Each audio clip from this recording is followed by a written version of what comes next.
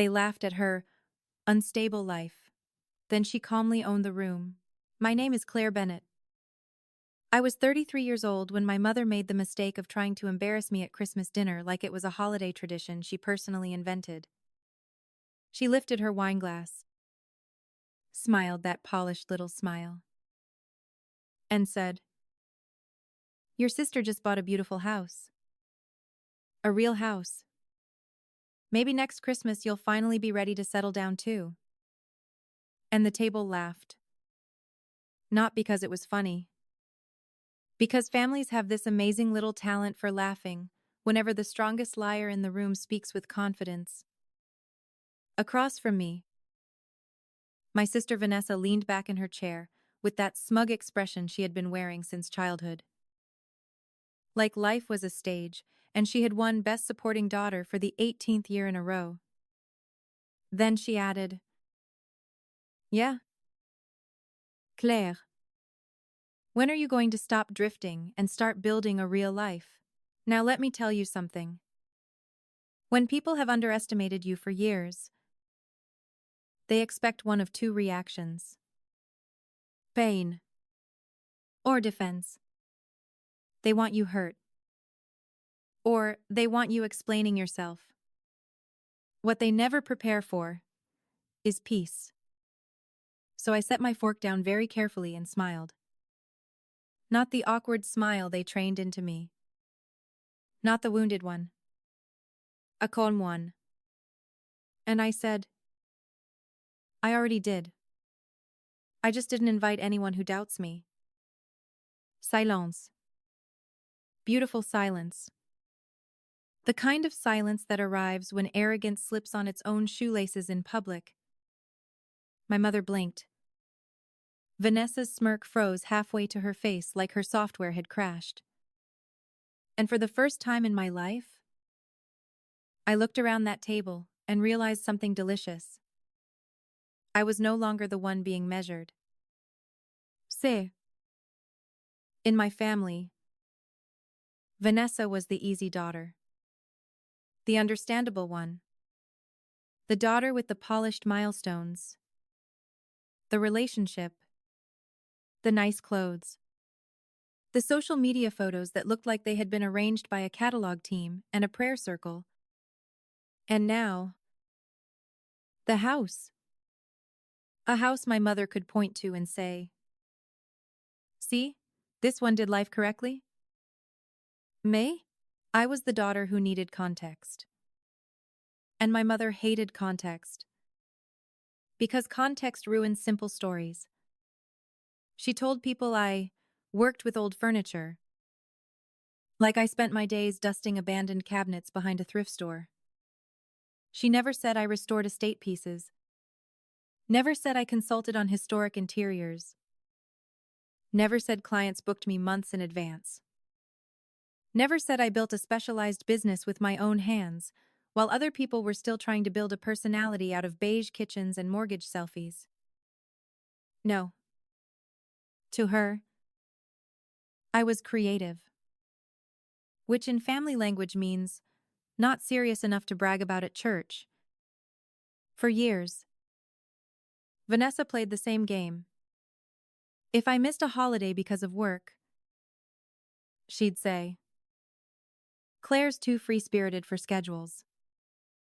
If I showed up tired from a big commission, she'd smile and say, "That self-employed life seems so uncertain.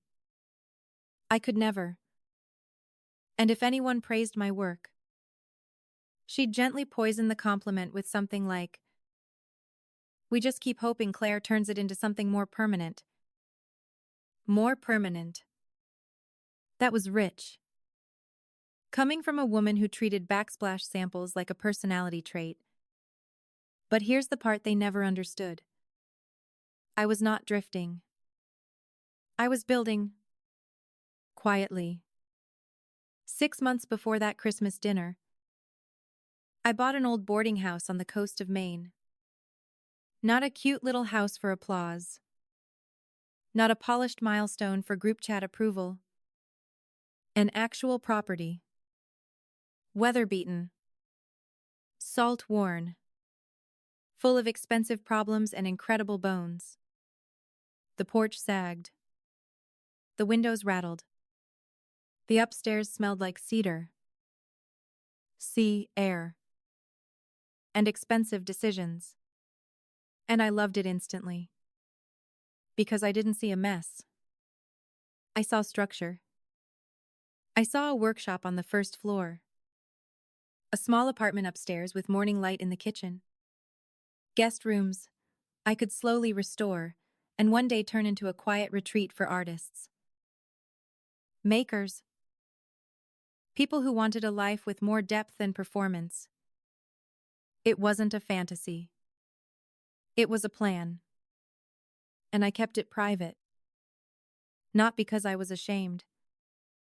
Because I was tired. Tired of people touching my unfinished joy with dirty hands. Tired of my mother narrating my life like I was an interesting concern. Tired of Vanessa asking fake curious questions designed to make my achievements sound temporary. So I protected it. I repaired the roof. Stabilized the staircase. Got the workshop running. Refinished doors. Fixed trim. Installed locks. Built a home.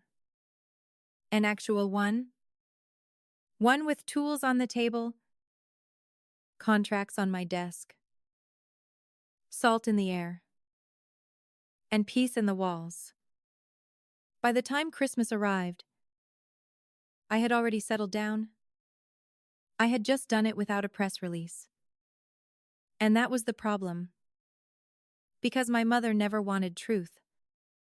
She wanted readable truth. Something she could summarize in one sentence and use to rank her daughters like a holiday sport. Vanessa understood that. That's why she loved the house story so much. Not because she was happy. Because she thought it made her safe. She thought conventional meant superior. She thought visible meant valuable. And honestly, I almost admired the consistency. It takes real commitment to confuse applause with substance for that many years. So when I said, I already did, and the room went still, my mother asked, What do you mean? And I answered calmly, 6 months ago. I bought a boarding house on the coast of Maine. I live there. I work there. I've been restoring it room by room. It's my home. Mi studio. And the foundation of the next phase of my business. You could feel the whole table shift. The geometry of the room changed. Suddenly I wasn't the vague, artsy mystery child anymore. I was the only person at that table speaking from reality instead of branding. My mother stared at me. Vanessa tried to recover first. A boarding house isn't the same as a real house, she said. And I looked at her and said, You're right. It's not the same. You bought a house people can recognize in one glance. I bought a life that fits me. That one hit hard. You could hear people stop pretending not to notice. My sister Megan, who had spent years surviving by staying neutral, finally spoke up. She said, Every time Claire does something impressive, it gets translated into something vague. Every time Vanessa does something conventional, it becomes proof of character. Well, Merry Christmas to everybody, except the family hierarchy. Vanessa got defensive. My mother got emotional. The table started unraveling. And then my grandmother, the only person in that family who had seen my property before Christmas, said the line that split the evening wide open. She's right. That was it. Game over. Because support, once spoken aloud, changes everything. My mother tried to make herself the victim. She said she was just proud. But I told her the truth. No. You're being confronted because your pride always comes with a hierarchy. And there it was. The whole ugly little mechanism. She didn't just love one daughter. She needed one daughter to shine against another. That was the system. That was the poison. And once it was named, it couldn't hide inside concern anymore. Dinner never recovered after that. Good. Some things don't deserve recovery. They deserve exposure. Later, when I went to get my coat, my mother followed me and said, "You embarrassed your sister?" And I buttoned my coat slowly and said, "No. I embarrassed the story you tell about me." She was just standing too close to it. Then I left. And the next morning, I drove back to Maine. Back to my house. My real one. The one with the repaired porch, and the cold ocean air, and the workshop table where broken things came back to themselves slowly. And somewhere on that drive, I realized something that changed me for good. Settling down is not a performance.